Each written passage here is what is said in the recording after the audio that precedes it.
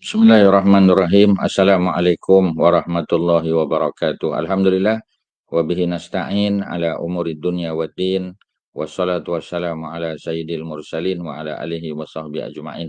Subhanaka la ilma lana illa ma 'allamtana innaka antal alimul hakim. Rabbi shrah li sadri wa yassir li amri wahlul 'uqdatam min lisani yafqahu qawli. Wala haula wala quwata illa billahil aliyul azim. Tuan-tuan muslimin muslimat, mudah-mudahan kita sama-sama dirahmati oleh Allah Subhanahu wa taala.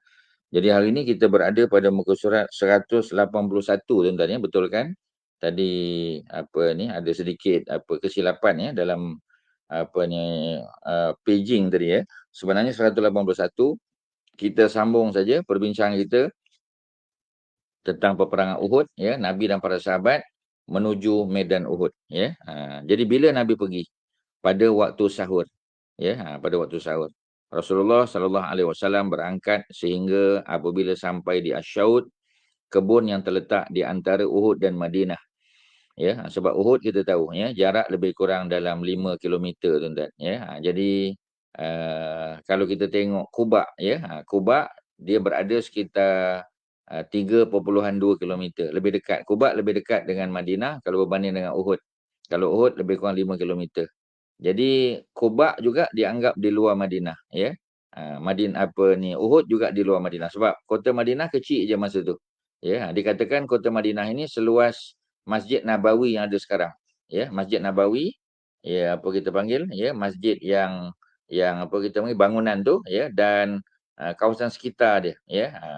Compound Masjid Nabawi yang ada hydraulic umbrella tu ya. Itu kita panggil Madinah pada zaman Nabi. Seluas itu saja.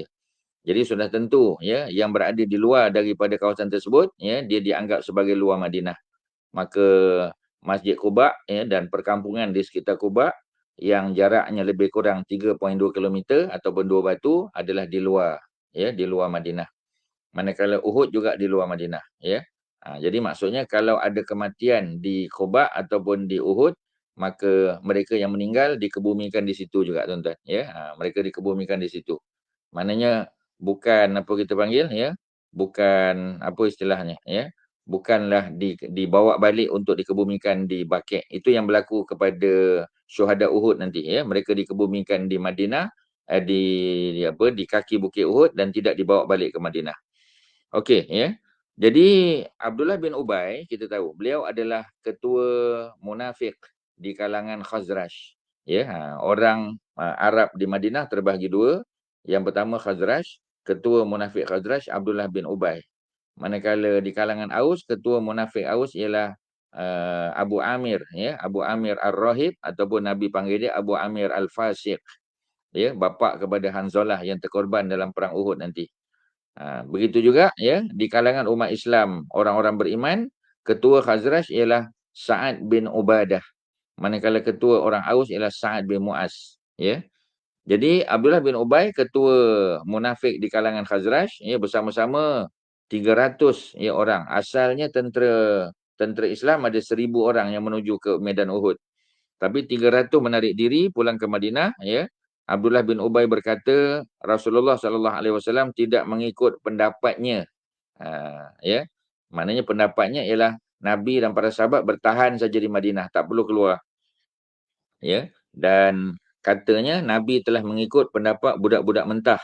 Ya. Oleh itu kenapa kami mesti mengikut ya Muhammad ya untuk membunuh diri? Ya, nak buat apa kita keluar membunuh diri di luar? Abdullah bin Amru ya, ataupun Abdullah bin Amr bapa kepada Jabir bin Abdullah. Ya, Jabir umurnya 16 tahun ketika Nabi datang hijrah. Mana dalam peristiwa perang Uhud umurnya 18 tahun tetapi Jabir tidak ikut serta. Kita tahu ya, kerana ayahnya tidak membenarkan. Dan seseorang yang mau terlibat di dalam jihad dia mesti dapat izin daripada mak dan ayahnya. Ya, Ustaz dah pernah cerita pada tuan-tuan ya. Kalau kita tengok di Palestin ya, di kalangan anggota jihad Islami ya, Hamas dan sebagainya, biasanya kalau mereka nak terlibat di dalam pertempuran ya, lawan dengan orang-orang Yahudi, tentera Yahudi ya, mereka akan buat rakaman video dulu ya, sebab mereka tahu dah kalau mereka minta izin daripada mak ayah, sebahagian mungkin tak dibenarkan. Ya, sedangkan kita tahu ya, jihad walaupun fi sabilillah mesti dapat keizinan mak ayah. Kalau mereka tidak diizinkan, mereka tak dapat restu daripada mak ayah, mereka syahid, maka mereka akan bermasalah nanti. Ya, mereka tak boleh masuk syurga tanpa hisap. Sepatutnya orang yang mati syahid, ya, golongan syuhada, boleh masuk syurga tanpa hisap. Yadkhulunal jannah bighairi hisap.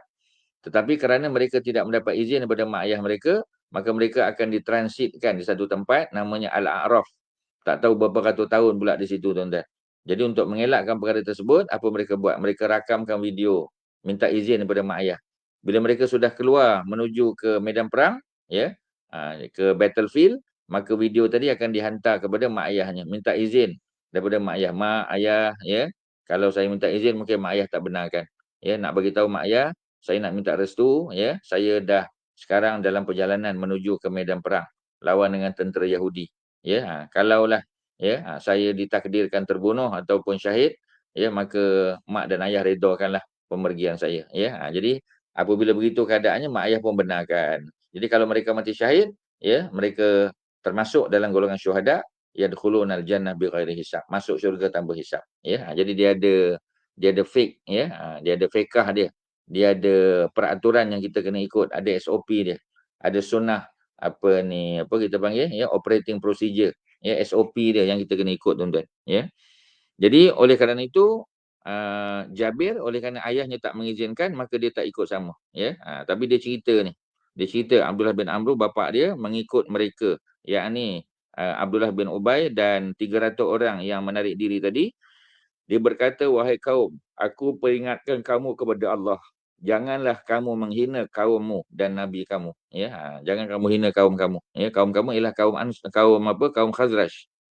Ya, orang-orang Madinah yang telah dipersaudarakan oleh Nabi dengan nama Ansar sekarang. Ya, jangan kamu hina nabi kamu. Ya, kemudian mereka menjawab, kalaulah kami tahu berlaku peperangan, tentu kami akan ikut kamu turut berperang. Ya, seperti mana yang dinyatakan di dalam firman Allah surah Ali Imran ayat 167. Ya, kalau tuan-tuan tengok ayat 167 ada cerita. Ya, cerita tentang pendetailan lah, ya. Tentang apa kita panggil, ya, tentang hal ini. Ya, dan kita tahu sirah Nabawiyah, ya, adalah cerita sejarah, ya, yang dirakamkan sebahagiannya di dalam Al-Quran. Jadi kita boleh tengok surah Ali Imran ayat 167, tuan-tuan. Ya, kalau tuan-tuan ada Quran, tuan-tuan boleh buka, ya, ayat 167. Ya, mudah-mudahan kita dapat pengajaran daripada ayat ni. Ya, sebab 1669 cerita tentang orang yang mati syahid. Ya, yang mereka ini Allah bagi rezeki pada mereka. Wala tahsabanna allazina qutilu fi sabilillahi amwata. Jangan kamu menyangka bahawasanya orang yang dibunuh syahid di jalan Allah ini mati, bal ahyaun, tetapi mereka hidup, ya. Sebab itu jenazahnya masih panas, darah masih menitis, baunya cukup harum walaupun sudah ratusan tahun mereka dikebumikan. Ya, inda rabbihim yurzakun, mereka diberi rezeki oleh Allah Subhanahu wa taala di sisi Allah. Jadi itu ayat 169, ya. Dan yang kita nak bincang ni ayat 167. Ya, 167.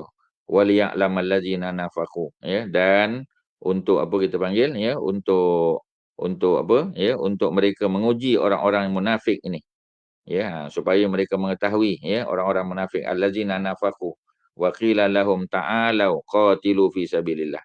Jadi salah seorang daripada sahabat Nabi yang mengajak mereka supaya jangan berpaling, ya, daripada medan tempur adalah bapa kepada Jabir bin Abdullah, yakni Abdullah bin Amr, ya, yang juga nanti syahid dalam perang ni, ya. Seperti mana bapa kepada Abu Sa'id Al-Khudri, Malik bin Sinan juga syahid dalam peperangan Badar, dalam peperangan Uhud, seperti mana Hamzah, Abdullah bin Jahash, ya, kemudian Hanzalah, ya, kemudian Anas bin Nadar, ya, dan berpuluh lagi lah sahabat Nabi, 70 semua, tuan-tuan.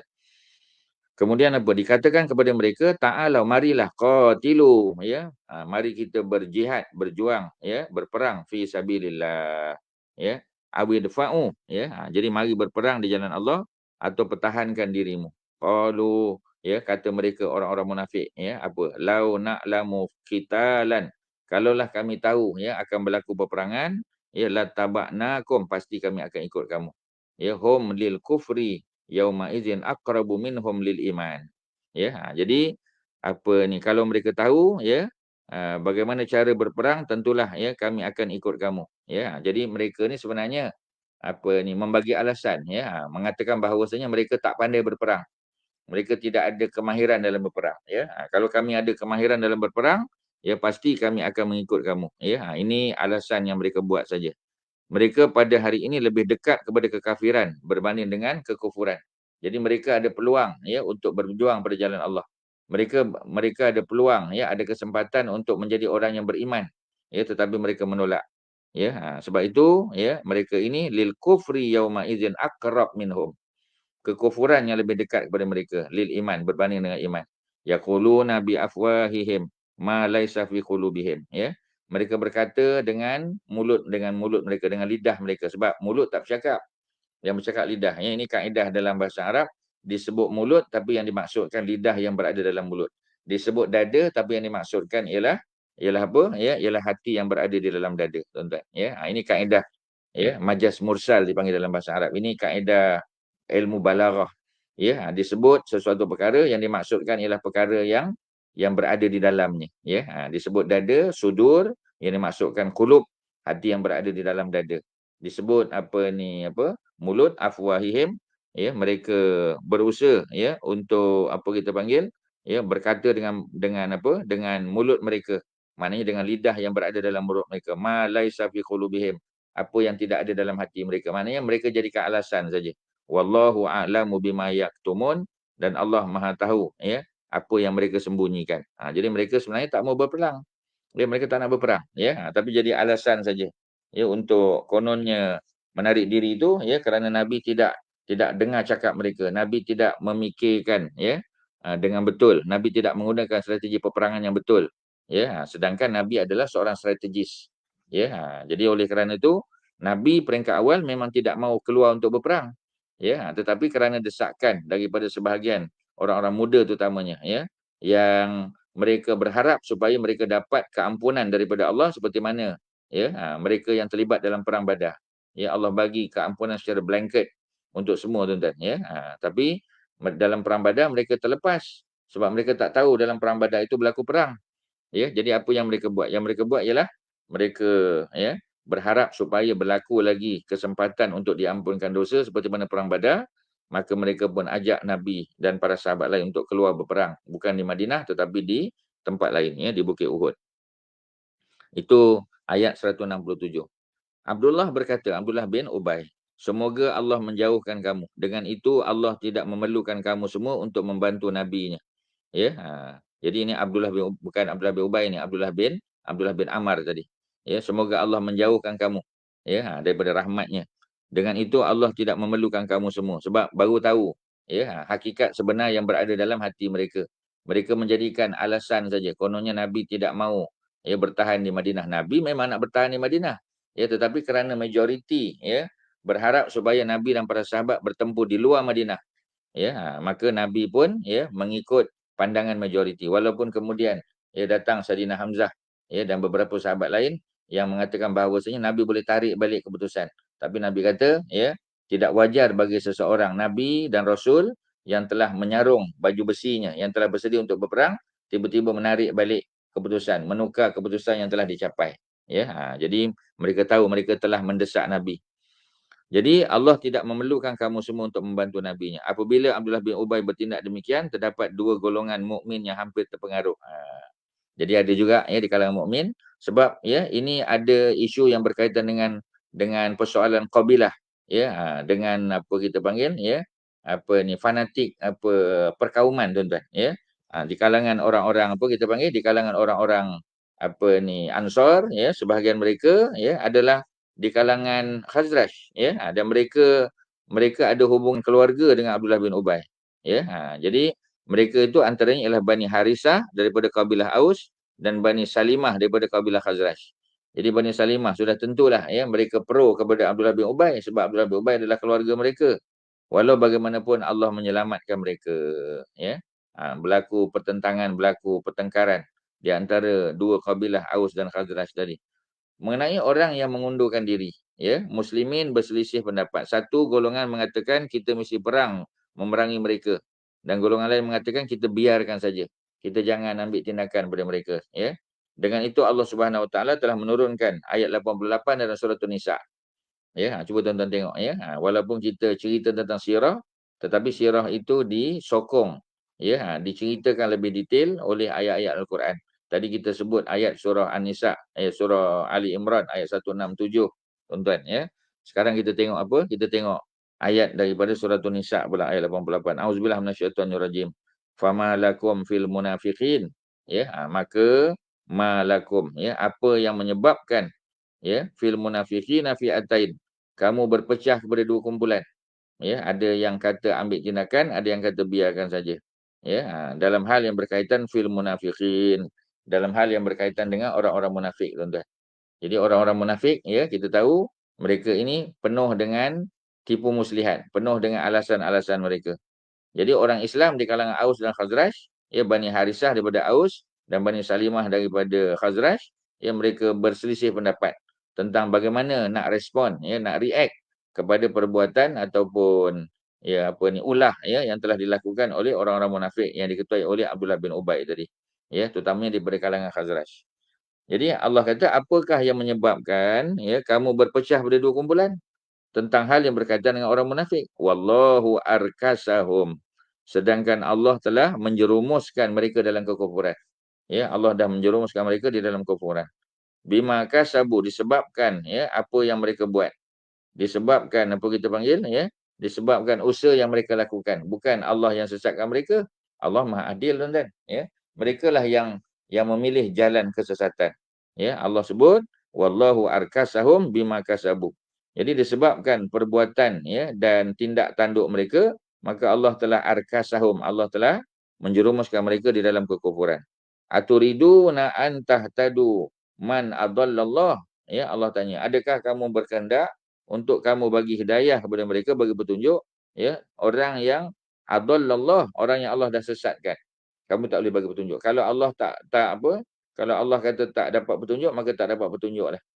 Ya, kalau Allah apa ni, faminhum man hadallah, ya, sebahagian mereka orang yang Allah bagi hidayah kepada mereka. Ya, wa minhum apa ni, ya, faminhum man hadallah, ya, wa minhum man haqqan alaihi dhalalah. Seperti mana disebut oleh Allah dalam surah An-Nahl, ya, surah yang ke-16 ayat 36. Walaqad ba'asna fi kulli ummatin rasulan. Ya, demi sesungguhnya kami telah mengutus bagi setiap kaum itu ada rasul. Faminhum man hadallah.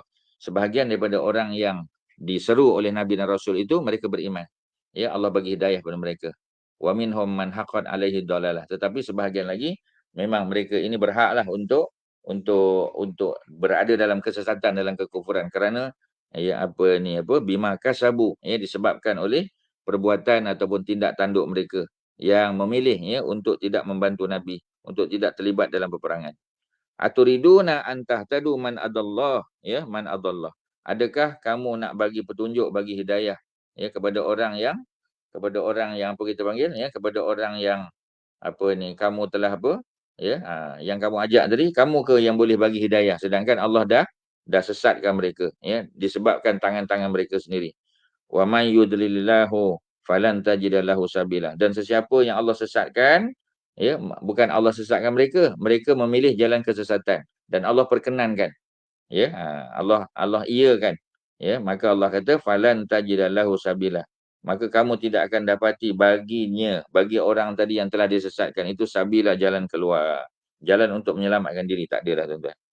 Ya, itu ayat yang ke-88 surah An-Nisa, ya.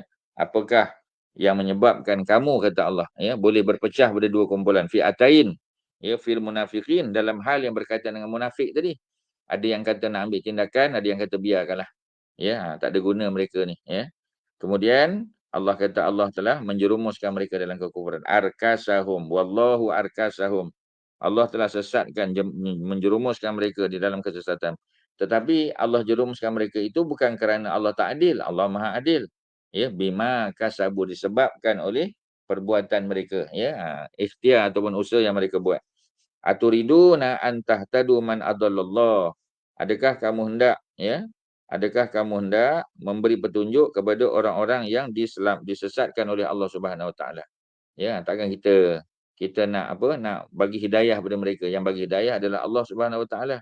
Wa may yudlillah, maka sesiapa yang Allah sesatkan, falan tajida lahu sabila, maka kamu tidak akan dapati jalan keluar, jalan penyelesaian yang boleh menyelamatkan mereka.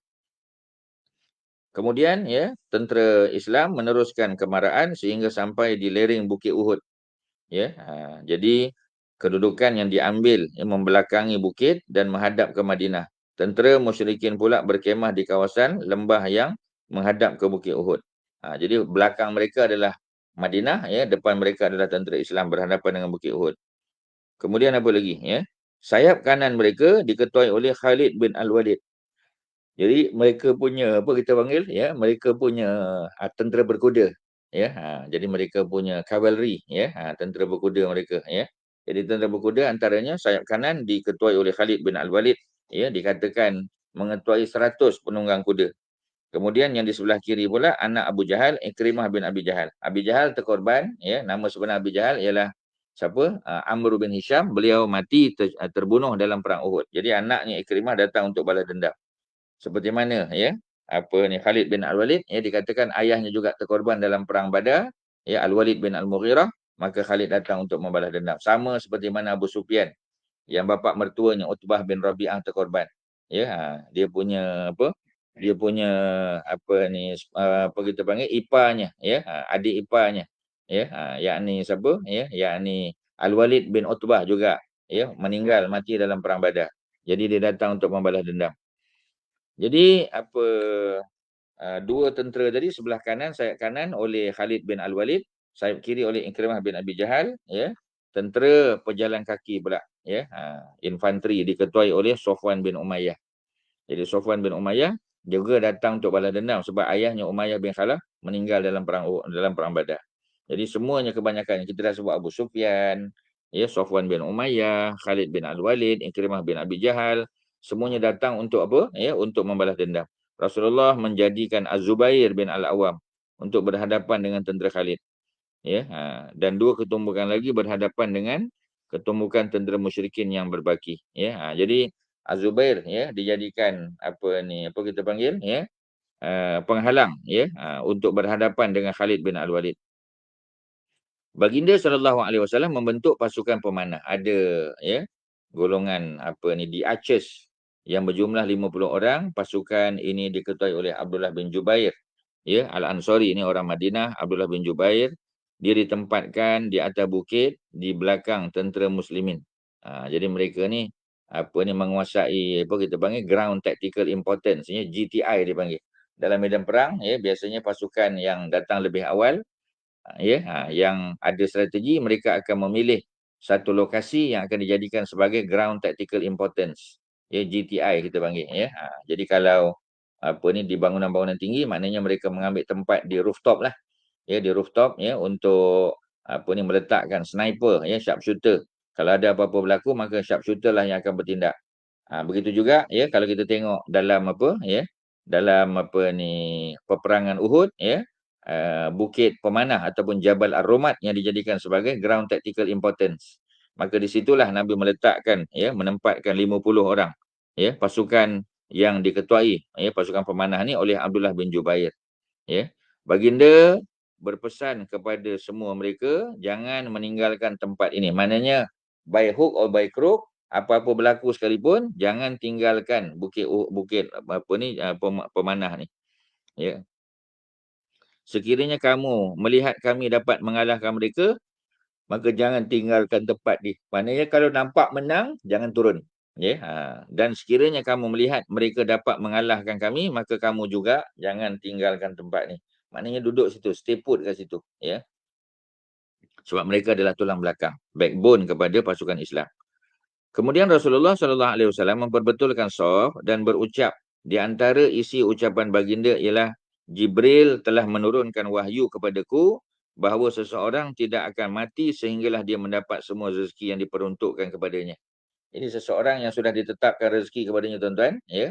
Dia tidak akan apa kita panggil, dia tidak akan apa ni, mati, ya, melainkan setelah Allah sempurnakan pemberian rezekinya masa di dunia tu. Ya, jadi semua rezeki dia akan dapat.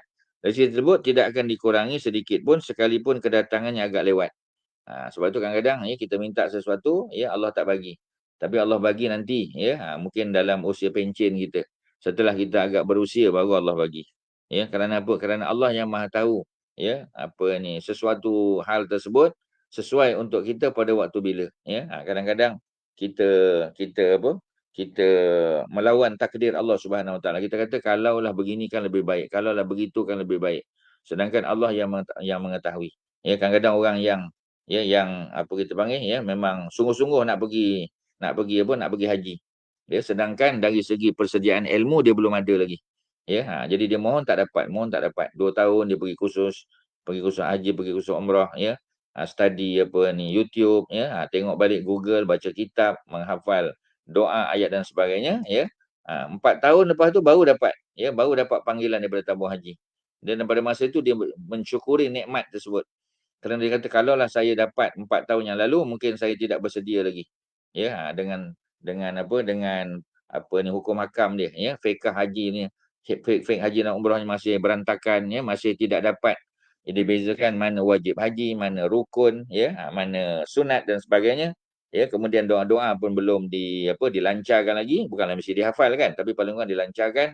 Ada banyak benda yang dia belum tahu lagi, ya, tentang fiqh yang berkaitan dengan haji dan umrah. Tapi alhamdulillah, ya, 4 tahun selepas tu Allah dah siapkan dia dengan ilmu pengetahuan yang mencukupi. Barulah namanya naik. Itu kan hikmah di sebalik benda tu, tuan-tuan. Ya, Allah yang Maha tahu. Ya. Jadi apa kita panggil, ya, Jibril dah bagi tahu tentang rezeki tadi. Tidak akan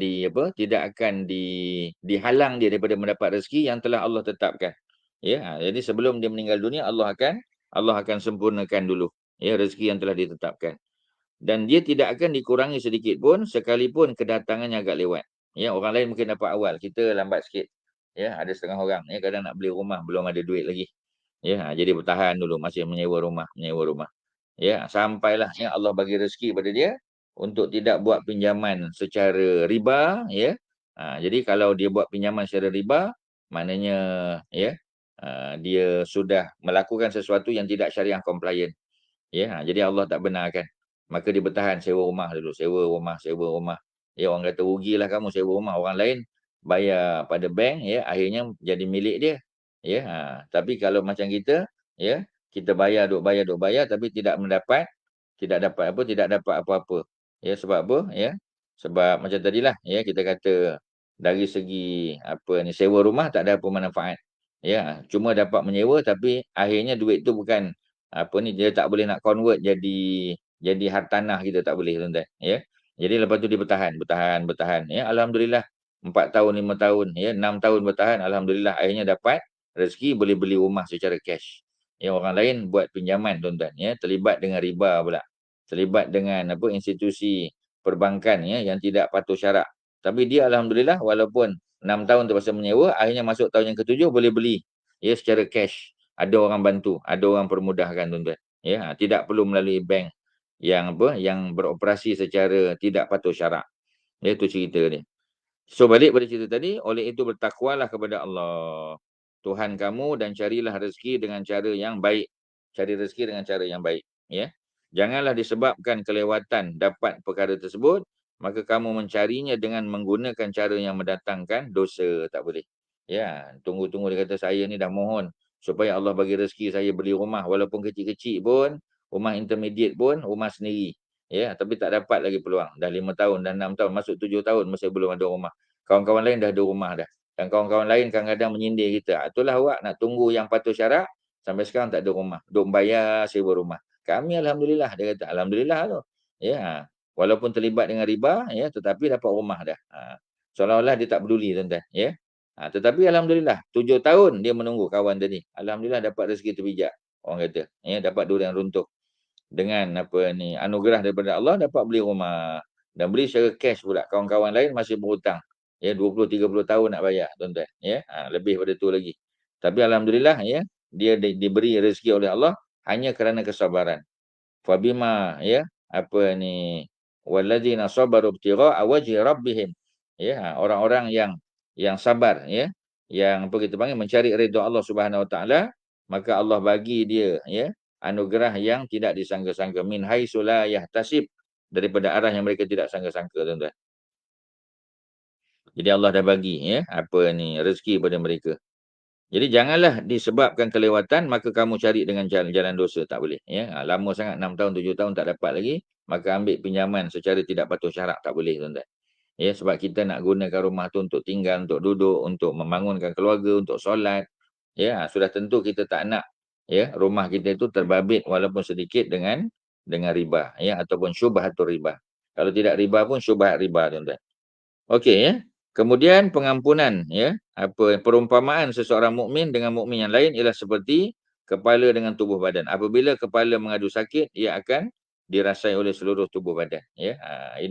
Ini apa kita panggil perbandingan ya. Perbandingan seorang muslim, seorang muslim dengan seorang muslim yang lain. Ya, seorang mukmin yang lebih tepat dengan mukmin yang lain. Ya, apabila salah satu daripada anggotanya mengadu sakit, maka yang lain juga akan membantu ya. Satu batang gigi yang sakit tapi gigi lain pun tak boleh dapat tidur tuan-tuan ya. Kerana apa? Kerana terkesan ya dengan sebab apa ni sakit gigi tadi. Macam gitulah ya. Mungkin gegaran berlaku di Indonesia, di Pulau Sumatera ya, di apa kita panggil Kepulauan Riau contoh ya ataupun di Jawa. Tapi gegarannya dirasakan sampai ke tempat kita. Maknanya nak bagi tahu bahawasanya walaupun mungkin ya kawasan negara kita Malaysia ni keluar daripada apa ni ring of fire ya, lingkaran api, tetapi sedikit sebanyak kesan gegaran ada dan makin lama makin dekat. Ya, sebab tu kajian apa ni Jabatan Meteorologi yang terbaru ya, mereka mengatakan bahawasanya Malaysia satu hari nanti tak tahu berapa tahun daripada sekarang ya akan termasuk ya dalam kawasan lingkaran api. Maknanya disebabkan kerak bumi ni bergerak, berlaku gempa bumi, berlaku pelbagai benda tuan-tuan.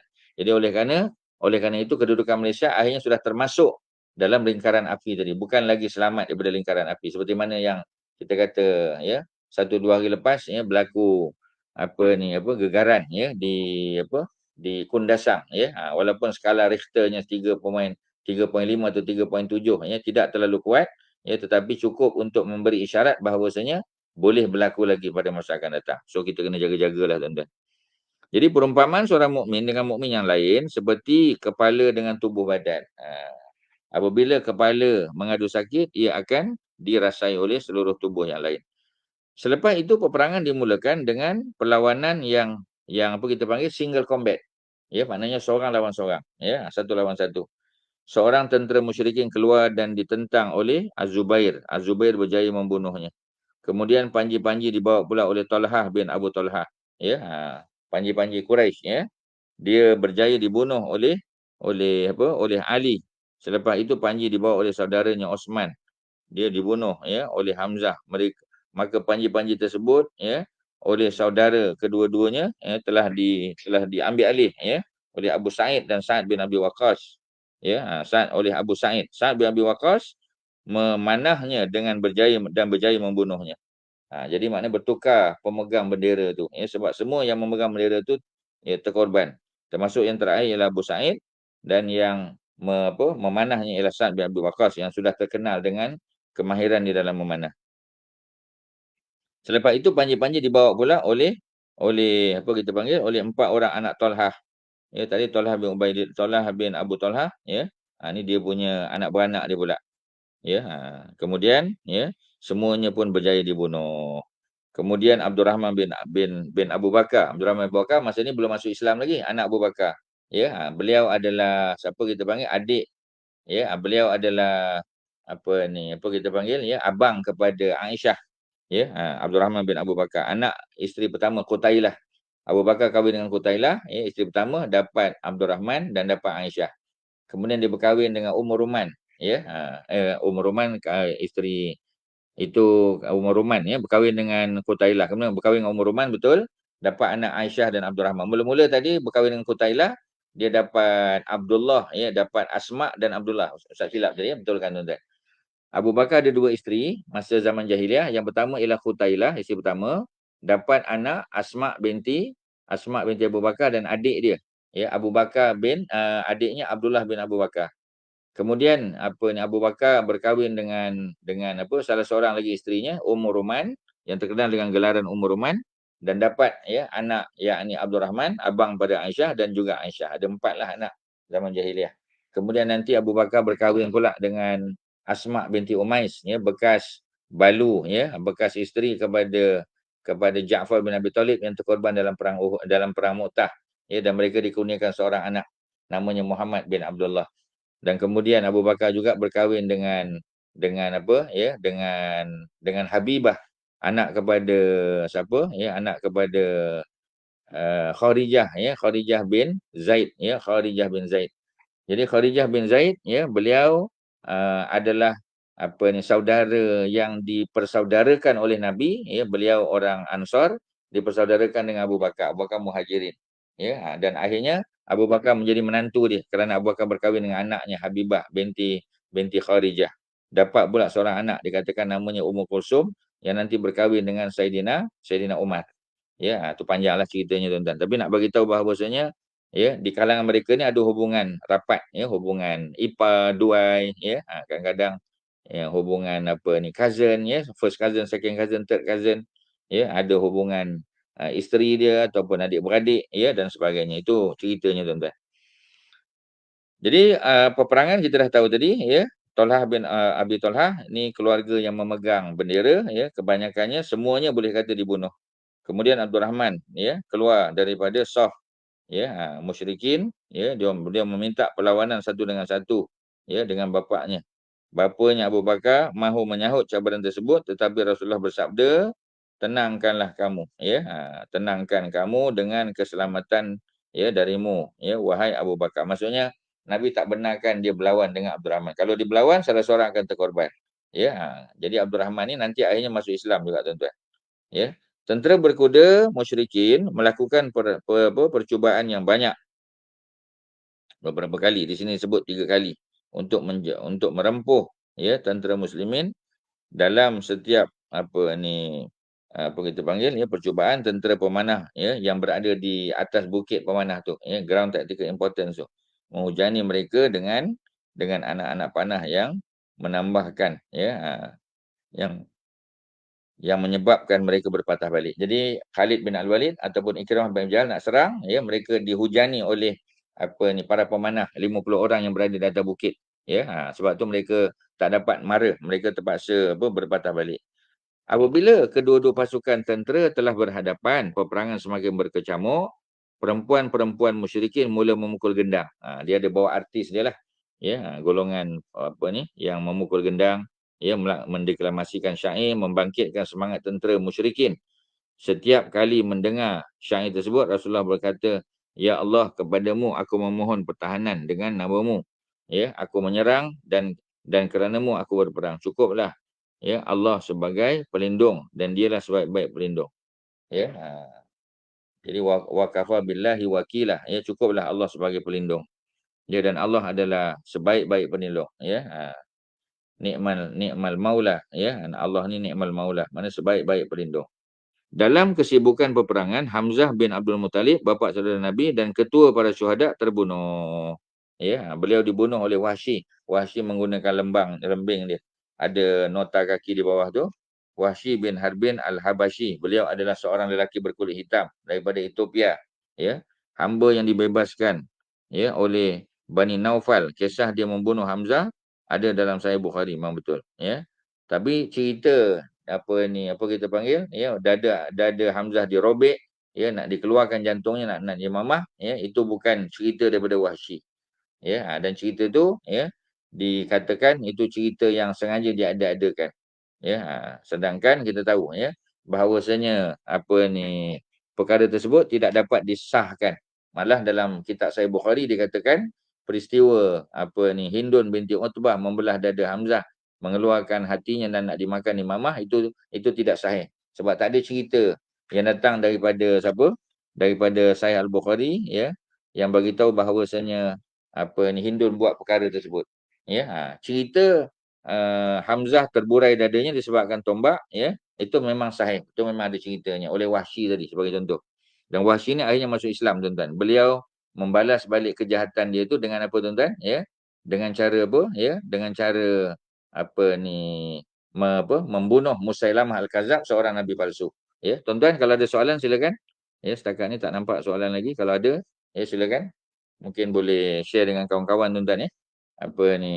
program kita ni supaya lebih ramai dapat manfaat, ya. Membaca kitab Nurul Yakin fi Sirah Sayyidil Mursalin, ya, Nurul Yakin, tuan-tuan. Jadi ni kitab dia, Nurul Yakin, ya. Tuan-tuan boleh dapatkan di Shopee lah, ya. Beli secara online saja, tuan-tuan, mudah. Ya, kalau tuan-tuan ada peluang pergi kedai buku, beli di kedai buku lah, ya. Pasti lebih lebih menyeronokkan, ya, sebab boleh tengok buku-buku yang lain, ya. Zaman pandemik ni kita pun jarang pergi kedai buku dah. Ya, tapi kalau dapat tu, apa kita panggil, ya, apa salahnya, tuan-tuan, ya. Ha, jadi apa yang berlaku, ya? Ni cerita yang sedikit menyedihkan, ya. Wahsy tadi kita dah tahu. Ya, beliau, ya, telah apa kita panggil, ya. Beliau telah diberi satu tugasan membunuh Hamzah, ya. Jadi beliau cerita, ya, membunuh Hamzah ada dalam Sahih Bukhari, di dalamnya juga disebut mengenai kedatangannya bersama rombongan penduduk Taif dan keislamannya, ya. Jadi dikatakan beliau bersembunyi di Taif dan datang bersama penduduk Taif untuk masuk Islam. Rasulullah mengarahkan supaya tidak menampakkan mukanya kepada baginda kerana ia mengingatkan baginda kepada pembunuhan Hamzah, ya. Memberi salam, ya, memberi saham dalam pembunuhan Musailamah Al-Kadzab, ya. Dikatakan beliaulah yang telah menggunakan lembing yang sama untuk membunuh Musailamah Al-Kadzab, juga dengan menggunakan, ya, lembing sebagai kafarah terhadap pembunuhan, ya, macam bayar denda lah, ya, Hamzah, ya, yang dilakukan oleh beliau sebelum ni. Menyertai peperangan Yarmouk, ya, dan meninggal, ya, di Hims di Syria ketika pemerintahan, ya, Khalifah Utsman bin Affan. Ini disebut di dalam kitab Ibnu Hajar, yakni Al-Isabah fi Tamyiz Sahabah jilid yang ke-6. Ya, jadi pendetilan tu ada dalam Sahih Bukhari, ya, dan juga dalam kitab Al-Isabah fi Tamyiz Sahabah yang merupakan kitab karangan Ibnu Hajar Al-Asqalani juga, ya. Ketika itu Hamzah sedang mengamuk di dalam saf musuh. Wahsy membunuhnya menggunakan tombaknya. Dihantar tepat mengenai perut mangsanya. Apabila kesemua pembawa panji musyrikin berjaya dibunuh, tidak ada seorang pun yang berani mengambilnya. Tak ada lagi. Semua yang ambil, bunuh. Mati. Ya. Perempuan-perempuan mereka menangisi apa yang berlaku. Dan mereka juga melarikan diri. Tentera muslimin mengejar mereka sambil mengumpulkan ghanimah, ya, dan harta salab, ya, yang berada pada tubuh badan orang apa kita panggil, orang yang terlibat dalam perang tersebut. Apabila tentera pemanah yang mempertahankan tentera muslimin daripada diserang daripada arah belakang, mereka melihat apa yang berlaku. Mereka melihat, ya, tentera yang berada di bawah sedang sibuk mengutip ghanimah, ya, mengutip harta salab, ya. Jadi apa yang berlaku, ya, mereka sudah lupa pada pesan Nabi. Kita tidak perlu lagi menunggu, ya, di sini, kata mereka. Peperangan dah tamat. Ya, jadi mereka pun mengutip, ya, mengutip harta yang ada di bawah. Ketua mereka Abdullah bin Jubair, ya, telah mengingatkan mereka, ya, supaya jangan turun. Ya, tapi mereka tak hirau. Apabila turun untuk mengumpul harta ghanimah yang kita panggil musuh yang masih tinggal, ya, yang tinggal di atas apa kita panggil bukit pemanah tadi adalah, ya, ketuanya, yakni Abdullah bin Jubair, ya, dan beberapa orang saja yang tetap setia. Ya, dikatakan lebih kurang 10 orang, termasuk termasuk Abdullah bin Jubair, ketua pasukan pemanah. Ya, yang lain-lain sudah turun ke bawah, ya, maknanya 40 orang. Asalnya 50, kalau 10 masih tinggal di atas, ya, ada 40 baki. 40 baki itu yang turun mengutip harta. Apabila Khalid bin Al-Walid, salah seorang pemimpin tentera, ya, beliau adalah sayap kanan, beliau melihat bukit telah dikosongkan oleh tentera pemanah. Ya, maka bersama-sama, ya, sebahagian tenteranya beliau pergi untuk mengambil, ya, position tersebut. Dia berjaya membunuh tentera pemanah, ya, yang berada di atas bukit. Ya, dengan itu dia melancarkan serangan dari arah belakang terhadap tentera muslimin yang sedang leka dengan mengutip harta dunia tadi. Ketika itu saf tentera muslimin menjadi kelam kabut. Mereka menjadi panik sehingga terdapat di kalangan mereka yang membunuh sesama sendiri. Jadi tertikam sama sendiri, tuan-tuan. Salah seorang perempuan musyrikin mengangkat panji-panji peperangan dan tentera musyrikin mula berkumpul di bawah panji tersebut. Salah seorang daripada tentera musyrikin yang dikenal sebagai Ibnu Quma'ah ataupun Ibnu Qami'ah berjaya membunuh Mus'ab bin Umair. Ya, jadi Mus'ab ni seorang sahabat Nabi yang wajahnya seirah Nabi. Beliau adalah 4 pupu Nabi, first cousin Nabi. Ya, maknanya moyang, ya, moyang Nabi, moyang pertama Nabi dan moyang kedua Nabi, ya, maknanya moyang Nabi ialah Hashim. Bapa pada Hashim Abdul Manaf, Ya, Abdul Manaf. Abdul Manaf tu adik-beradik dengan Abdul Dar. Abdul Dar tu adalah moyang kedua bagi Mus'ab bin Umair. Jadi, oleh kerana moyang kedua mereka adik-beradik, maka Nabi dan Mus'ab bin Umair merupakan 4 pupu. Ya, kita panggil first cousin tuan-tuan. Sebab itu tak pelik kalau wajahnya seirah dengan wajah Nabi. Ya. Jadi Ibnu Qum'ah atau Ibnu Qami'ah, tuan-tuan boleh gariskan Ibnu Qum'ah ya. Ada yang sebut Ibnu Qami'ah. Ia berjaya membunuh Mus'ab bin Umair. Dialah yang membunuh Mus'ab bin Umair. Pembawa panji-panji tentera muslimin. Ya. Jadi beliaulah yang memegang bendera dengan tangan kanan, dicantas dengan tangan kiri, dicantas, pegang dengan dada dan ditombak daripada belakang. Tersungkur, mati dia tuan-tuan. Syahid dalam perang Uhud. Mus'ab bin Umair, anak seorang kaya hartawan di Mekah. Tetapi bila dia masuk Islam, beliau telah diboikot oleh keluarganya. Ya, dan beliau telah dihantar oleh Nabi untuk menjadi pendakwah pertama yang Nabi hantar. Ya, dan beliau pergi ya dengan perbelanjaan sendirilah kita kata. Ya, mana usaha sendiri. Ya, tidak berharap pada keluarganya lagi tak. Ya, sebab keluarganya telah memboikot dia tuan-tuan. Okey ya, tu cerita dia. Jadi ketika Ibnu Qum'ah atau Ibnu Qami'ah membunuh Mus'ab, ya beliau menyangka bahawasanya yang dibunuh itu adalah Nabi. Ya, jadi dia menyebarkan berita Muhammad telah terbunuh. Qataltu Muhammadan. Ya, aku dah bunuh Muhammad atau qutila Muhammadun. Ya, Muhammad telah dibunuh. Berita tersebut ya menanamkan apa kita panggil bibit-bibit kekalahan di dalam jiwa tentera. Ya, buat apa lagi kita perang ya? Nabi telah wafat. Pulanglah kepada kaum-kaummu yang akan mempertahankan kamu. Sekumpulan para sahabat ada yang mengatakan sekiranya Muhammad telah dibunuh maka berperanglah untuk mempertahankan agama. Jadi para sahabat pecah dua juga fi'atain. Ya dalam bab ni tuan-tuan. Yang pertama kata nak buat apa perang lagi, Nabi dah wafat. Kita baliklah jaga keluarga lagi bagus. Yang kedua kata tidak. Ya, walaupun Nabi wafat, ya, tapi macam tadilah ya, kita tetap mempertahankan Islam ya, seperti mana yang kita janji dengan Nabi dulu masa Nabi masih hidup. Okey tuan-tuan ya. Jadi perasaan kalah ini telah menyebabkan sekumpulan tentera Islam melarikan diri. Di antara mereka ialah Al-Walid bin Uqbah. Ya, Al-Walid bin Uqbah, ya Kharijah bin Zaid. Ni Kharijah bin Zaid adalah saudara saudara yang dipersaudarakan dengan Abu Bakar tadi, Kharijah bin Zaid. Ya, ataupun kita kata bapa kepada siapa tadi? Bapa kepada Habibah ya, anak perempuan dia. Rifa'ah bin Al-Mu'alla dan Osman bin Affan. Jangan terkejut tuan-tuan. Osman pun dikatakan lari daripada medan jihad. Dan kita tahu ya, orang yang lari daripada medan jihad ni adalah berdosa besar. Dia termasuk kabair tuan-tuan ya, minal kabair, dosa-dosa besar. Mereka melarikan diri dan menuju ke Al-Madinah, tetapi ya mereka merasa malu untuk memasukinya sebab mereka dah keluar, nak masuk balik tu malu dah tuan-tuan. Ya, selepas 3 hari mereka pergi semula ke medan peperangan. Jadi mereka balik-balik. Tak jadi baliklah. Tak jadi balik ke Madinah. Rasulullah sallallahu alaihi wasallam tetap sabat, mana tidak berganjak. Ya, Nabi stay put di situ bersama-sama dengan sekumpulan tentera muslimin. Di antara mereka siapa tuan-tuan? Ialah Abu Talha Al-Ansari. Abu Talha Al-Ansari ataupun nama sebenarnya ialah ya Zaid bin nama beliau ialah Zaid bin Sahal. Ya, Zaid bin Sahal. Biasa kita dengar Zaid bin Sabit ya. Zaid bin Sabit seorang tokoh matematik, pandai ilmu faraid tuan-tuan ya. Pandai bahasa Hebrew. Ya, beliau adalah salah seorang katib Rasulullah. Katibun kana katiban min kutabi Nabi sallallahu alaihi wasallam. Dia salah seorang ya. Jadi ini Zaid bin Sahal pula. Zaid bin Sahal dia lebih dikenali dengan gelarannya Abu Talhah. Ya, beliau adalah suami baru kepada Ummu Sulaim ya, yakni mak kepada Anas bin Malik. Maknanya Abu Talhah ni beliau adalah siapa tuan-tuan? Beliau adalah bapa tiri kepada Anas bin Malik.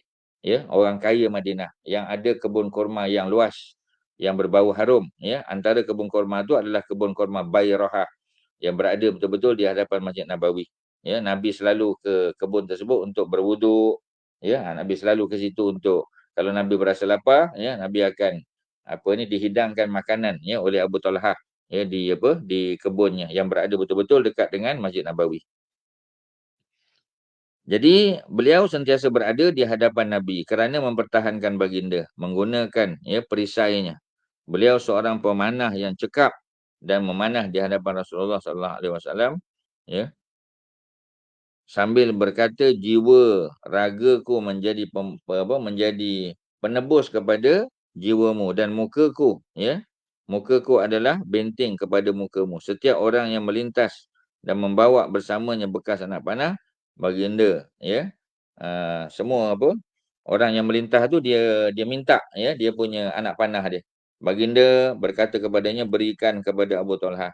Rasulullah melihat kepada orang ramai, ya, untuk mencari anak panah. Lalu Abu Talha berkata, wahai Nabi, demi ayahmu dan ibuku, jangan berbuat demikian. Kamu akan terkena panahan, ya, panah musuh. Biarkan tengkukku yang terkena, bukannya tengkukmu. Sampai peringkat begitu. Maknanya dia menjadikan dirinya sebagai human shield, ya, sebagai perisai manusia, tuan-tuan. Nombor 2, Sa'ad bin Abi Waqqas. Tadi Abu Talha, ya. Sa'ad bin Abi Waqqas, Rasulullah berkata kepadanya, panahlah wahai Sa'ad, ayah dan ibuku menjadi tebusanmu, ya. Sampai peringkat begitu. Nak menunjukkan bahawasanya Sa'ad bin Abi Waqqas ni seorang pemanah yang cukup baik, ya. Sahal bin Hunayf, beliau terkenal sebagai seorang pemanah, mempertahankan Rasulullah, bersenjatakan anak panah sehingga berjaya menjauhkan musuh kepada baginda sallallahu alaihi wasallam. Ya, ni seorang lagi. Sahal bin Hunayf. Yang keempat ialah Abu Dujanah, Simak bin Kharashah, ya, Al-Ansari, orang Madinah, tuan-tuan. Beliau membentengi Rasulullah sallallahu alaihi wasallam dengan tubuhnya. Mana dia jaga Nabi itu dengan tubuhnya. Dia jadi human shield juga, tuan-tuan. Anak panah hinggap di belakangnya, ya. Beliau tetap mempertahankan sehinggalah terdapat banyak anak panah yang hinggap di belakangnya, ya. Itu Abu Dujanah, ya. Kemudian yang kelima ialah Ziyad bin Imarah. Beliau mempertahankan Nabi sehingga mendapat luka yang membawa kepada kematian. Apabila, ya, Ziyad luka parah, ya, baginda menghampirinya dan, ya, membaringkannya di atas kakinya sehinggalah beliau gugur syahid. Ya, jadi ada yang menyebut ni Ziyad bin siapa kita panggil? Ya, Ziyad bin Sakan, ya, ada sebut Ziyad bin Sakan. Dia adik-beradik dengan siapa kita panggil, ya, dengan Asma binti Amru bin Sakan, ya. Tapi itulah, ya. Nama-nama ni kadang-kadang ada sedikit perbezaan lah, ya. Tak apalah. Yang penting beliau salah seorang daripada tentera Uhud yang syahid di medan Uhud. Rasulullah mengalami berbagai kesusahan yang besar, ya. Yang Nabi dapat tanggung dengan baik, ya. Kerana sifat sabat, jadi as-sabat mana keteguhan hati, tetap pendirian, ya. Kurniaan Allah Subhanahu Wa Taala kepadanya. Ubay bin Khalaf datang untuk membunuh Rasulullah sallallahu alaihi wasallam, ya. Lalu baginda mengambil tombak daripada para sahabat, ya, yang ada bersamanya sambil berkata, biarkan dia, jangan kacau, biar aku yang ambil tindakan, ya. Apabila Ubay bin Khalaf menghampiri Nabi, baginda sallallahu alaihi wasallam, ya, Ubay bin Khalaf tadi, ya, Nabi ambil tombak, Nabi luka sikit, menyebabkan, ya, akhirnya dia rasa takut, ya, sebab apabila tentera musyrikin, sahabat-sahabatnya tengok luka yang dialami sikit sangat, dia kata mereka gila ke, ya, sikit ni tak boleh bawa maut, ya. Kemudian dia berkata sebenarnya dia ada apa kita panggil, ya, dia ada gerum, ya, satu kuda, ya, yang dia kata kuda ni aku bagi makan setiap hari satu apa kita panggil satu kendi jagung, ya, ataupun satu cupak gandum, ya, jagung, ya. Dan nanti aku akan bunuh kamu wahai Muhammad daripada atas kuda ni. Aku duduk di atas, aku ambil lembing, aku akan bunuh kamu. Nabi kata sesungguhnya akulah yang akan membunuhmu, ya. Jadi kata-kata Nabi itu menyebabkan dia rasa takut, ya. Sebab walaupun Nabi lukakan sikit aja di leher dia, tapi dia kata Muhammad ni, kalau kamu nak tahu, jangan kata dia lukakan aku, kalau dia ludah aku pun aku mati. Sampai peringkat begitu, tuan-tuan. Ya, Abu Amir Ar-Rahib ni kita tahu. Abu Amir adalah ketua munafik di kalangan Aus. Tadi kita sebut Abdullah bin Ubay, munafik juga di kalangan Khazraj. Ya. Jadi beliau digelar oleh orang-orang Madinah Abu Amir Ar-Rahib. Rahib maknanya padri. Tetapi Nabi memanggilnya Abu Amir, ya, Abu Amir Al-Fasiq. Beliau telah membuat perangkap dengan menggali lubang, ya, dan permukaannya ditutup supaya orang-orang Islam terjatuh ke dalamnya. Dia buat lubang, ya. Rasulullah terjatuh ke dalam salah satu lubang tersebut lalu pengsan dan kedua-dua lututnya luka Nabi, ya. Ali bin Abi Thalib menarik Nabi dan Talhah pula mengangkatnya daripada dalam lubang. Ali dan Talhah adalah di antara para sahabat yang mempertahankan Nabi. Ya, secara apa kita panggil habis-habisan. Ya, apabila berdiri, ya, Utbah bin Abi Waqqas melempar batu ke arah baginda. Jadi selepas tu Nabi keluar daripada apa kita panggil daripada apa lubang tadi, ya, lubang perangkap tadi. Maka ya, Nabi pun berehat, ya, kerana kesan, ya, daripada luka tersebut, ya. Kemudian apa ni, Talhah tadi angkat Nabi, ya, Ali yang apa, yang menarik Nabi, ya. Jadi Abu Talhah yang angkat Nabi. Apabila berdiri, Utbah bin Abi Waqqas pula, ya. Ni Utbah bin Abi Waqqas ni adik-beradik dengan Sa'ad bin Abi Waqqas. Beliau melempar batu ke arah Nabi menyebabkan patah gigi depan Nabi, ya, atau patah gigi seri Nabi, tuan-tuan. Ya, Rasulullah berkata apabila berdiri, Utbah sudah buat, baginda apa yang patah gigi tadi, ya, maka Hatib bin Abi Balta'ah, ya, telah mengikori orang tadi, Utbah bin Abi Waqqas, dan berjaya membunuhnya. Abdullah bin Syihab, ya, bin Zuhri telah menyebabkan, ya, muka apa kita panggil, ya, muka Rasulullah ini terluka pula, ya. Jadi ada pula yang patahkan gigi Nabi tadi ada, ya. Yang ni Utbah bin Abi Waqqas. Utbah bin Abi Waqqas adik-beradik dengan Sa'ad bin Abi Waqqas. Ya, kemudian ada seorang lagi, yakni siapa? Hatib bin Abi Balta'ah.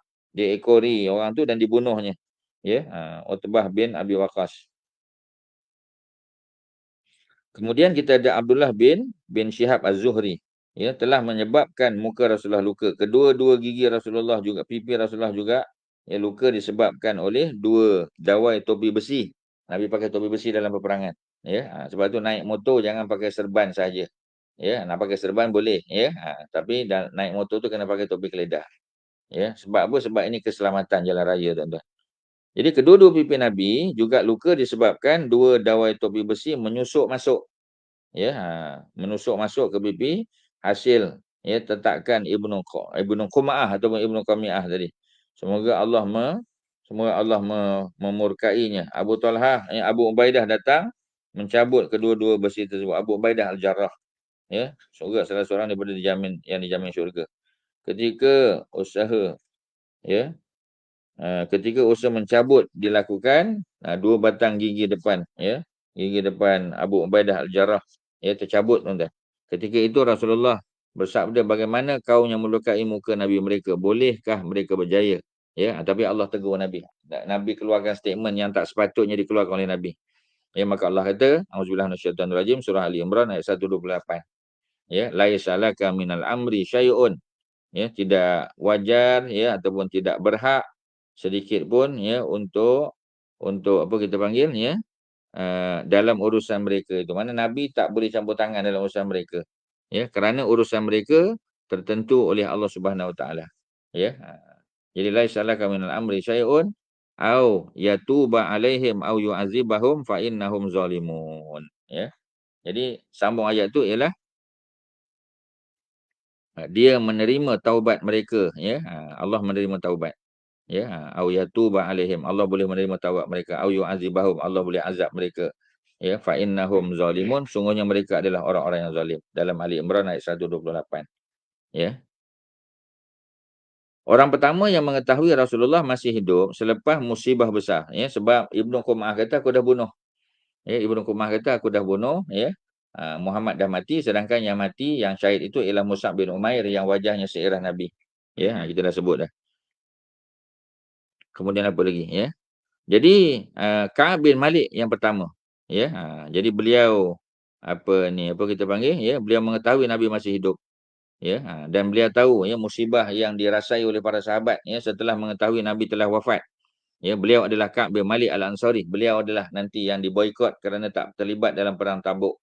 Ya, jadi kemudian Allah turunkan ayat 116, 117 dalam surah apa kita panggil, dalam surah apa tu, ya.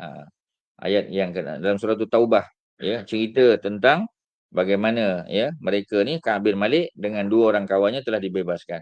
Wa 'alal ladzina wa 'ala salasati ladzina khulifu, ya. Tiga orang sahabat Nabi yang tidak terlibat dalam perang Uhud, dalam perang Tabuk, antaranya Ka'ab bin Malik, ya. Jadi beliau telah diampunkan dosa oleh Allah. Beliau menyeru, wahai muslimin, bergembiralah. Seruannya terhenti disebabkan isyarat Rasulullah, ya, supaya beliau diam. Maknanya bila dia angkat suara, nanti musuh akan tahu Nabi masih hidup. Ya, jadi beliau bagi isyarat supaya Ka'ab bin Malik diam. Kemudian Rasulullah berjalan sambil diapit oleh Sa'ad bin Mu'az dan Sa'ad bin Ubadah. Ini dua-dua ketua kabilah. Sa'ad bin Ubadah, ya, Sa'ad bin Mu'az ketua Khazraj. Sa'ad bin Ubadah adalah ketua orang-orang apa ni, Sa'ad bin Ubadah Khazraj, Sa'ad bin Mu'az Aus, terbalik tuan-tuan, ya. Jadi menuju lereng bukit. Mereka disertai oleh sekumpulan para sahabat, antaranya Abu Bakar, Umar, Ali, Talhah bin Ubaidillah, kemudian Az-Zubair, ya, Az-Zubair dan Al-Haris bin Asim. Ketika itu Osman bin Abdullah bin Al-Mughirah berkata, "Di mana Muhammad? Aku tidak akan selamat selagi Muhammad masih hidup." Tiba-tiba, ya, beliau daripada Taif, ya, tiba-tiba kudanya terjatuh ke dalam lubang, ya, dan Al-Haris bin Asimah ini, ya, membunuhnya. Jadi maksudnya dia apa? Dia berjaya bunuhlah, ya, sebab Osman bin Abdullah nak cari di mana Nabi. Tapi berjaya dibunuh oleh sahabat Nabi tadi, ya. Yakni Al-Haris bin Simit tadi.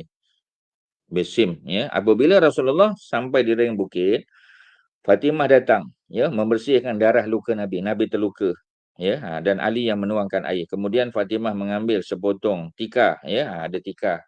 Jerami lah, dibuat dari jerami, dibakar, ya, kemudian debunya tuan-tuan, ya, sebab kaki Nabi terluka, ambil debu tu tutup. Ya, itu cara untuk memberhentikan darah, ya. Dengan itu darah tidak lagi keluar. Selepas itu Rasulullah SAW ingin memanjat batu besar yang terdapat di lereng bukit tersebut, tetapi baginda tidak boleh, ya, berdiri disebabkan darahnya telah banyak keluar. Ya, maka lemah Nabi. Maka Talhah bin Ubaidillah, ya, mengangkat sehingga Rasulullah, ya, berjaya, ya, memanjat. Jadi diangkat Nabi daripada bawah. Rasulullah melihat sekumpulan musyrikin berada di belakang bukit lalu berkata, mereka tidak sepatutnya berada di tempat yang lebih tinggi daripada kita. Jadi tak boleh, tuan-tuan. Macam kita kata pembinaan masjid lah. Kalau nak buat projek apa ni, gereja, kuil dan sebagainya, tak boleh berdiri lebih tinggi daripada masjid. Ya, tak boleh beli satu kawasan tinggi, kawasan apa kita panggil, ya, kawasan lereng bukit, maka didirikan gereja sehingga menara gereja itu jauh lebih tinggi daripada menara masjid. Tak boleh, tuan-tuan. Ya, itu tak dibenarkan. Okey, ya. Kemudian apa lagi? Baginda tak boleh nak naik tadi, ya, Bukit Uhud. Jadi Talhah bin Ubaidillah yang bantu Nabi, ya. Jadi mereka apa ni, orang Quraisy memang tak sepatut berada di situ, ya. Kemudian baginda menghantar Umar bin Al-Khattab, ya, apa ni, bersama sekumpulan sahabat dan mereka berjaya, ya, memaksa kaum musyrikin turun dan beredar daripada tempat tersebut. Jadi dihalau oleh Umar, ya, dihalau oleh Umar, tuan-tuan. Jadi disebabkan baginda memakai 2 helai baju besi. Ini satu lagi sebab, ya. Ada orang tanya, pasal apa berat sangat ke badan Nabi sampai tak boleh nak naik tu? Ya, ada nota kaki di bawah ni. Disebut Nabi pakai 2 baju besi, 2 helai baju besi. Sebagaimana yang disebut oleh Ibnu Sa'ad, ya, yang apa kita panggil, yang menyebabkan pergerakan Nabi itu agak limited, terbatas sebab tak boleh nak naik. Talhah bin Ubaidillah terpaksa tolak Nabi naik, ya. Kerana Nabi pakai 2 baju besi agak berat. Muslimin yang berada bersama-sama Rasulullah, ya, kerana mempertahankannya mengalami banyak kecederaan, banyak cedera. Ini kerana terdapat di kalangan mereka yang menjadikan tubuhnya sebagai perisai untuk menyelamatkan Rasulullah sallallahu alaihi wasallam daripada terkena panah musuh. Jadi mereka sanggup menjadikan diri mereka sebagai perisai manusia, human shield, tuan-tuan. Ya, pada tubuh Talhah saja terdapat lebih daripada 70 tempat luka. Ni Talhah bin Ubaidillah, 10 yang dijamin syurga daripada Bani Taim, ya, keluarga Abu Bakar ni. Salah satu tangannya lumpuh, tuan-tuan. Ya, dikatakan tangan kanannya. Ka'ab bin Malik pula mengalami 17 luka. Jadi jumlah mereka yang terbunuh ialah lebih daripada 70 orang. Sebenarnya yang syahid lebih 70, ya. 6 daripadanya golongan Muhajirin dan selebihnya ialah golongan Ansar. Ya, jadi apa kita panggil, ya, ni cerita apa? Cerita mereka mempertahankan Nabi ni. Di antara orang-orang Muhajirin yang terbunuh, ya, ialah Hamzah bin Abdul Muttalib, kita tahu, Sayyidus Syuhada. Mus'ab bin Umair yang pegang bendera, beliau daripada Bani Abdul Dar, ya, daripada Quraisy juga, ya, di kalangan Ansar.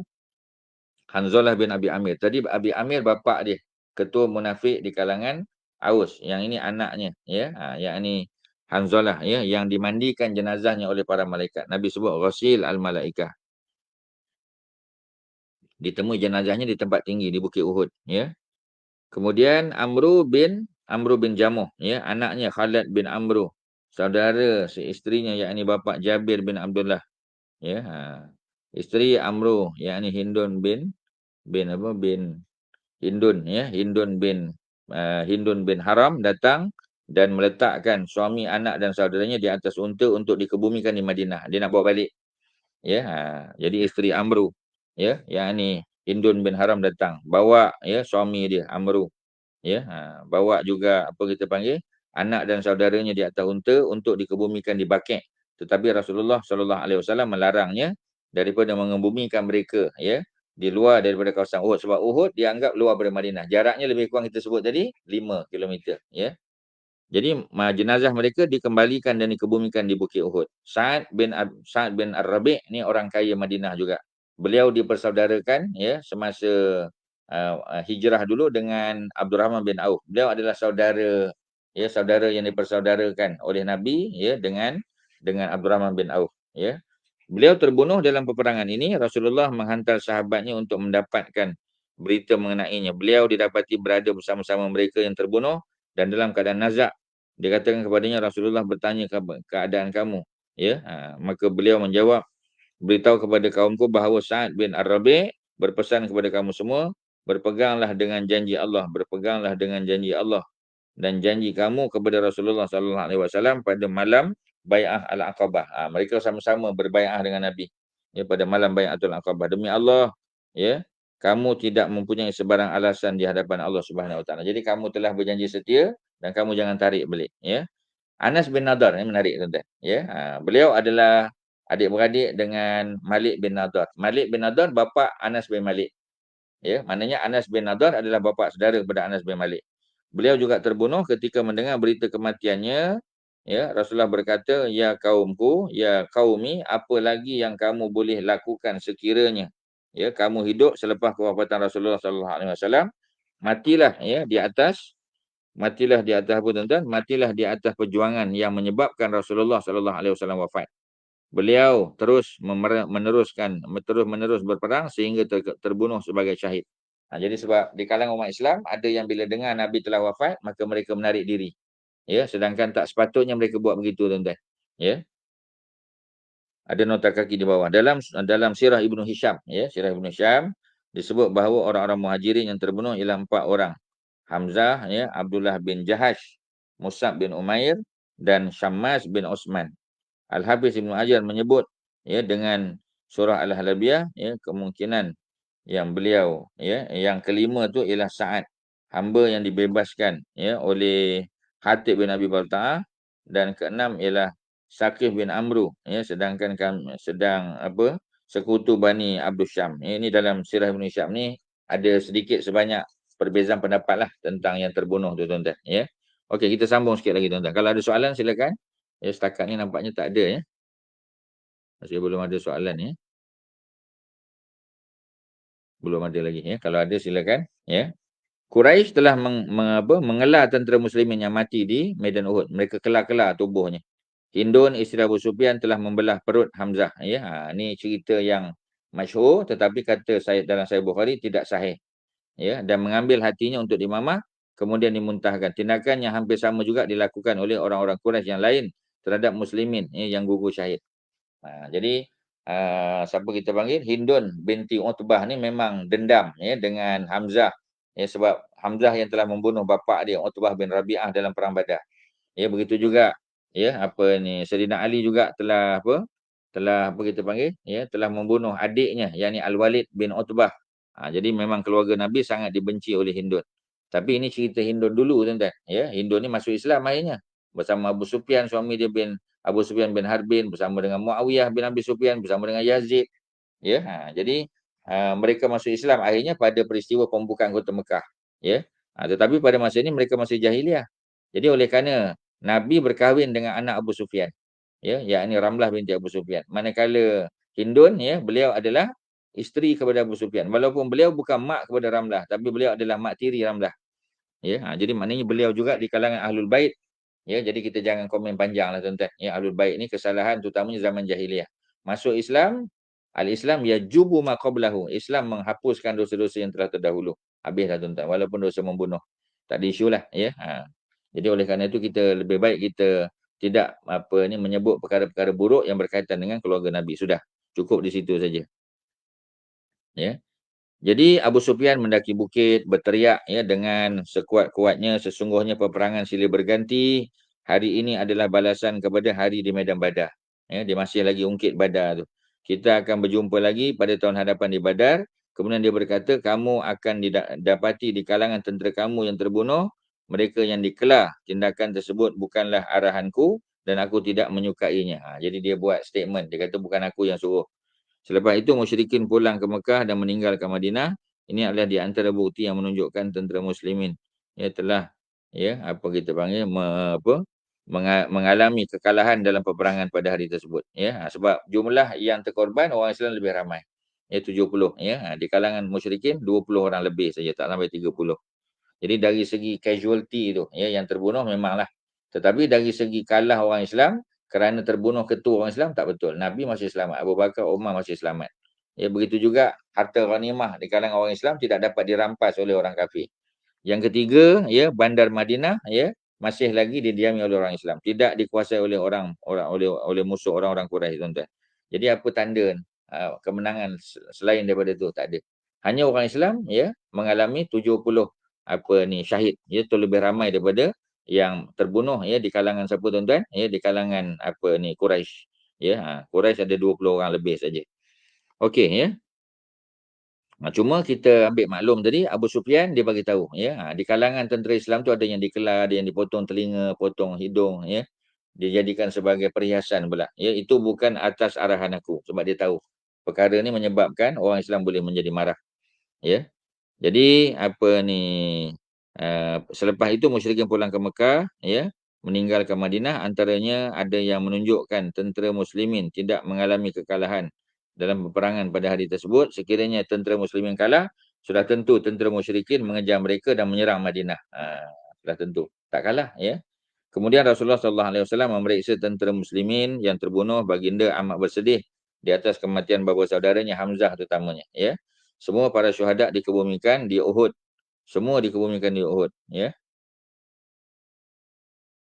Jadi semua dikebumikan di Uhud kerana kita tahu Uhud berada di luar Madinah. Saya dah sebut 3-4 kali dah hari ni. Jadi mereka yang terbunuh di Uhud dikebumikan di Uhud. Kalau mereka terbunuh di Madinah dikebumikan di Baqi'.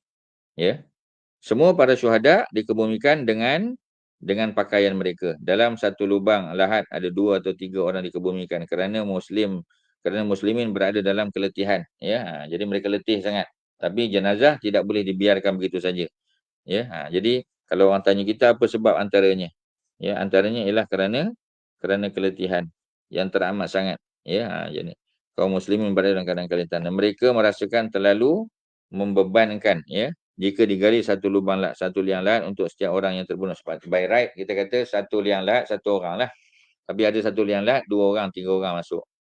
Apabila tentera muslimin pulang ke Madinah, orang-orang Yahudi dan munafik mempersendakan mereka dan menampakkan kemarahan yang selama ini dipendam ke dalam hati mereka. Mereka berkata sebagaimana yang diabadikan oleh Al-Quran, laukanu indana ma matu wa ma qutilu. Kalaulah mereka tinggal bersama kami, laukanu indana. Kalaulah Nabi dan para sahabat tidak pergi perang, duduk bersama dengan kami, laukanu indana ma matu wa ma qutilu. Tidaklah mereka mati, mereka takkan mati dan wa ma qutilu, mereka tidak dibunuh. Ini sindiran yang dibuat oleh orang-orang munafik di kalangan Aus dan Khazraj apabila orang Islam balik daripada medan tempur. Apa yang menimpa mereka ni? Apa yang menimpa orang-orang Islam ni memberikan pengajaran penting patuh kepada pemerintah, patuh pada ketua tertinggi jadi antaranya apa? Pertama, mentaati arahan Rasulullah. Sebab Nabi dah arah mereka by hook or by crook, stay put dekat atas bukit pemanah Jabal Rumat. Baginda telah memberikan arahan kepada tentera pemanah. Kamu semua jangan tinggalkan tempat ini sama ada kita menang ataupun kalah. Mereka tidak melaksanakan arahan tersebut dengan bertindak meninggalkan posisi tersebut. Jadi Daripada 50 pemanah, 40 turun. Kutip harta ghanimah. Ya. Jadi tergiur dengan harta dunia. Sedangkan Nabi dah bagi tahu, ya, duduk je atas tu. Apa jadi pun duduk. Yang kedua, semua amalan hendaklah dilakukan hanyalah kerana Allah. Tanpa ada kaitan dengan perkara dunia. Yang menjadi penyebab kepada berlakunya pelbagai musibah yang besar. Ya. Maksudnya, tuan-tuan, ya, dalam bab yang berkaitan dengan apa kita panggil, ya, dengan apa ni amalan ni, ya, amalan tu dibuat bukan kerana duniawi. Bukan apa ni worldly purpose, bukan, ya. Tujuan dia adalah untuk tujuan akhirat, ya, tujuan ilahi kita kata. Mereka mahukan kehidupan dunia dan harta ghanimah, ya, oleh sebab itu mereka dihukum oleh Allah Subhanahu Wa Taala. Auzubillah minasyaitanirrajim, surah Ali Imran ayat 152. Ali Imran adalah salah satu surah yang, ya, banyak menceritakan tentang peperangan. Peperangan Uhud, peperangan apa ni, peperangan apa? Badar dan Uhud, ya. Auzubillah minasyaitanirrajim, walaqad sadaqakumullahu wa'dah. Ya, walaqad demi sesungguhnya sadaqakumullahu wa'dah. Allah telah menepati janjinya, wa'dahu. Sadaqa, Allah telah membenarkan, menepati, ya, wa'dahu janjinya. Is tahusunahum biiznihi, ya. Jadi apa kita panggil, ya, ketika mana, ya, ketika kamu membunuh mereka, ya, beramai-ramai dengan izin Allah sehingga ke masa kamu lemah semangat, ya, kalau semangat kamu lemah dan kamu berbalah dalam urusan perang serta kamu pula mendurhakai melanggar perintah Rasulullah, ya, sesudah Allah memperlihatkan kepada kamu akan apa yang kamu akan sukai, mana kemenanganlah, ya. Walaqad sadaqakumullahu wa'dah istahusunahum biizni hatta iza fashiltum, ketika kamu gagal, ya, wa tanaza'tum fil amri, kamu bergaduh berselisih pendapat satu sama lain, wa asaitum min ba'di ma arakum ma tuhibbun, dan kamu melakukan perkara maksiat, ya, perkara yang bertentangan dengan syarak, ya, selepas daripada Allah tunjukkan kepada kamu apa yang kamu suka, ya. Kamu suka tu kemenangan, kamu suka tu harta, ya. Minkum man yuridud dunya, sebahagian daripada kamu orang yang cinta pada dunia, wa minkum, dan sebahagian kamu man yuridul akhirah, ya, orang yang menyintai, yang menyukai akhirat. Summa sarafakum anhum, ya, kemudian Allah telah apa? Allah telah memalingkan, ya, Allah telah memalingkan kamu daripada menewaskan mereka, ya. Allah telah memalingkan, ya. Summa sarafakum anhum liyabtaliyakum, ya, Allah telah memalingkan kamu daripada mereka, ya. Liyabtaliyakum, ya, untuk menguji iman kamu. Walaqad afa ankum, ya, Allah telah memaafkan kamu. Wallahu zu fadlin 'alal mu'minin, dan Allah yang memiliki, ya, kurniaan. Allah yang melimpahkan kurniaannya kepada orang-orang yang beriman. Penyebab kepada musibah yang merupakan ujian daripada Allah ialah berbalah dalam urusan perang. Yang pertama tadi, ya, tak tahu apa nak buat. Orang munafik yang 300 orang yang menarik diri diketuai oleh Abdullah bin Ubay, ya, bin Salul tadi, kita nak ambil tindakan ke ataupun kita biarkan saja. Di situ pun sudah ada perselisihan. Ya, umat Islam sudah terbagi pada fi'atain, dua grup, ya, fil munafiqin, ya, berkaitan dengan orang munafik, berpecah belah mereka berdua kumpulan, ya. Kemudian apa ni, sepatutnya mereka bersepakat, ya, kemudian lemah semangat, sedangkan mereka sepatutnya berjiwa kental, ya. Dengar Nabi wafat bukan sebab untuk mereka lari daripada medan perang. Jadi Rasulullah, ya, menyebabkan mereka ingkar perintah Nabi, sedangkan sepatutnya mereka mentaati arahan ketua. Kita memohon taufik hidayah daripada Allah Subhanahu Wa Taala, ya. Allahumma hdi ala siratul mustaqim, ya, ila siratul mustaqim. Mudah-mudahan Allah bagi hidayah kita untuk menuju jalan yang benar. Ya, selesai peperangan Uhud ni, selesailah tuan-tuan secara umumnya. Ya, ada sikit lagi mungkin kita boleh tengok peperangan Hamra al-Asad. Sekembalinya ke Madinah, Rasulullah sentiasa berada dalam keadaan berjaga-jaga memanglah. Ya, maknanya para sahabat pada masa itu diperintah untuk berkawal, ya, walaupun sebahagian mereka luka-luka, ada yang cedera, ya, tapi kena berkawal kerana bimbang, ya, orang-orang Quraisy membuat counter attack, ya. Jadi takut mereka serang balik. Baginda menyeru para sahabat supaya keluar mengejar musuh. Mereka yang dibenarkan untuk menyertai baginda ialah mereka yang keluar berperang pada masa Uhud, orang yang sama. Dengan itu para sahabat menyahut seruan Allah dan Rasulullah sekalipun mereka berada dalam keadaan luka. Mereka membalut luka-luka dan keluar mengikut Rasulullah. Panji-panji peperangan yang dikibarkan dalam peperangan Uhud masih belum diturunkan. Belum lagi. Panji-panji tersebut diserahkan kepada Ali bin Abi Thalib. Baginda melantik ya, Ibnu Umar, ya, Ibnu Umi Maktum ya, sebagai penggantinya di Madinah. Ya, kerana orang yang celik pergi ya, untuk mengejar musuh. Ya, manakala Abdullah bin Maktum seorang sahabat Nabi, ya, keluarga Nabi juga, dan beliau buta, ya, beliau dilantik untuk menggantikan Nabi di Al-Madinah. Ya, kemudian baginda membawa tenteranya sehingga sampai ke apa ni dipanggil Hamra al-Asad. Ya, Hamra al-Asad. Hamra tu maknanya daripada perkataan ahmar. Ya, ahmar ni biru, ahmar ni merah, ya, Hamra. Ya, merah tapi feminin lah. Ya, sebab dalam bahasa Arab ni semua bendanya ada masculine, feminin, ada gender. Ya. Jadi apa kita panggil ya, sampai ke Hamra al-Asad. Sangkaan Rasulullah benar berlaku, tentera musyrikin saling cela-mencela sesama mereka kerana meninggalkan tentera muslimin begitu saja. Patutnya mereka habiskan. Ya, sebab mereka sudah hampir mencapai kemenangan. Ya, dan tidak menyerang Madinah untuk menyempurnakan kemenangan. Ya. Jadi mereka berazam untuk berpatah balik, tetapi apabila mereka mendapat berita Nabi keluar untuk menyejaki mereka, mereka menyangka bahawa orang yang tidak menyertai peperangan Uhud juga telah menyertai Rasulullah. Jadi timbul pula ya, berita bahawasanya Nabi dan para sahabat datang untuk mengejar mereka. Dikatakan yang datang ni bukan hanya yang terlibat dalam perang Uhud, tetapi ya, apa ni, para sahabat yang tidak terlibat dalam perang. Mereka memperkuatkan pasukan tentera Islam. Ya. Jadi pada waktu yang sama Allah mencampakkan perasaan gerun, ya, ar-ru'bu dipanggil, ya, dalam hati musuh. Dengan itu mereka membatalkan niat untuk berpatah balik, mereka meneruskan perjalanan pulang ke Mekah, ya. Ketika di Hamra al-Asad, Rasulullah berjaya menawan Abu Izzah. Abu Izzah ni seorang penyair. Beliau telah ditangkap dalam perang Badar. Ya, dalam perang Badar beliau telah ditangkap dan beliau telah minta maaf, beliau tidak boleh membebaskan diri ya, kerana tak ada duit, dia orang miskin, ya, dia ada ramai anak. Maka dia kata, aku tidak akan mengulangi kesalahan yang sama menjadi penyair kepada musuh dalam peperangan Uhud. Ya, tapi dia ditangkap sekali lagi. Dia pernah dibebaskan dulu. Baginda mengarahkan supaya Abu Izzah dibunuh. Dia berkata, wahai Muhammad, ya, maafkan aku dan bebaskan aku. Biarkan aku berada ya, bersama-sama dengan anak-anak perempuanku. Aku berjanji tidak akan mengulangi perbuatan yang sama. Rasulullah menjawab, tidak. Wallahi, aku tidak akan membenarkan kamu berkata di Mekah, aku berjaya menipu Muhammad sebanyak 2 kali. Sebab dia dah tipu Nabi dah kali pertama. Dia kata tak nak datang lagi menjadi motivator, ya, menjadi penyair kepada orang Quraisy. Sekarang dia datang balik, ya.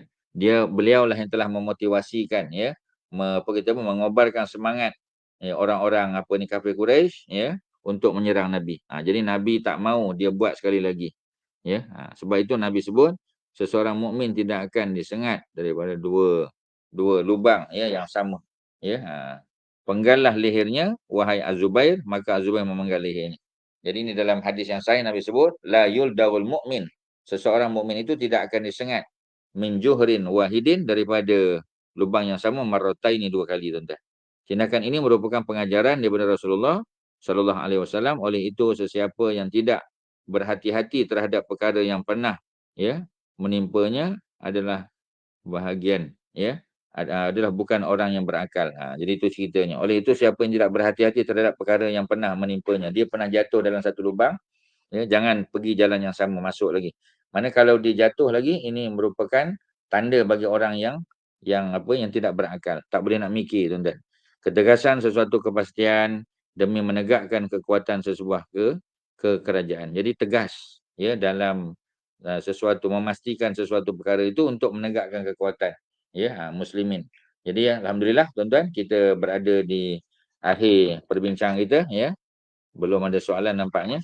Jadi ada sikit lagi ya, tapi kita sambunglah ya, akan datang sebab ada ayat-ayat yang perlu kita detailkan ya. Peristiwa penting pada tahun 3 Hijrah tu kita akan buat kesimpulan dalam pertemuan kita lepas raya nanti ya, dan kita sambung tajuk baru tahun yang keempat, Syariah Abu Salamah ya ke Qattan.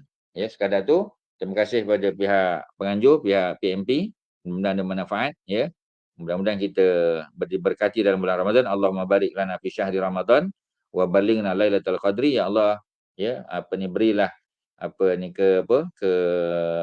keberkatan kepada kami dalam bulan Ramadan ini, dan anugerahkan kami pertemuan dengan Lailatul Qadar. Allahumma a'tiq riqabana wa riqaba abaina ya minan nar. Ya Allah, lepaskanlah belenggu di leher kami ni, ya. Belenggu leher mak bapak kami juga daripada api neraka-Mu ya Allah. Allahumma ja'alna min utaqaika minan nar. Ya Allah, jadikanlah kami di kalangan orang yang dibebaskan oleh api neraka ya Allah.